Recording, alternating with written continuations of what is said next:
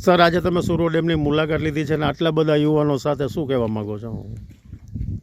આજે અમારી બધી યુવા ટીમ અને સરપંચ એમના દ્વારા આયોજિત આજના વડિયા ડેમના જે નીર નવા આવ્યા છે એના વધામણાનો કાર્યક્રમ છે.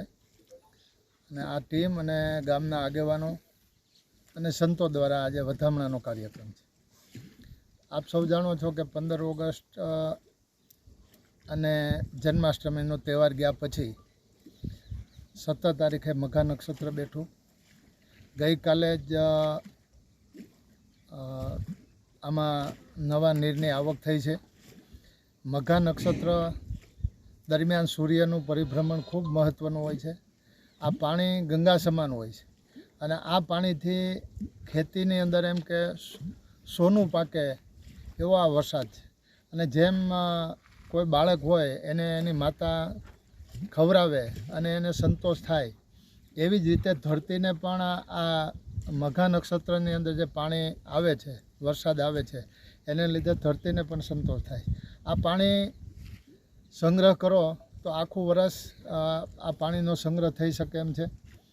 પાણીનું ખૂબ મહત્ત્વ છે. માનો કે નાના બાળકોને કોઈ કૃમિ હોય અને આ મઘા નક્ષત્રનું પાણી આપે તો એ કૃમિનો પણ નાશ થાય છે. દાખલા તરીકે આજે આપણે અહીંયા ભેગા થયા છો તો અખતરો કરજો. આજે હજી 5-6 દિવસની વરસાદની આગાહી છે.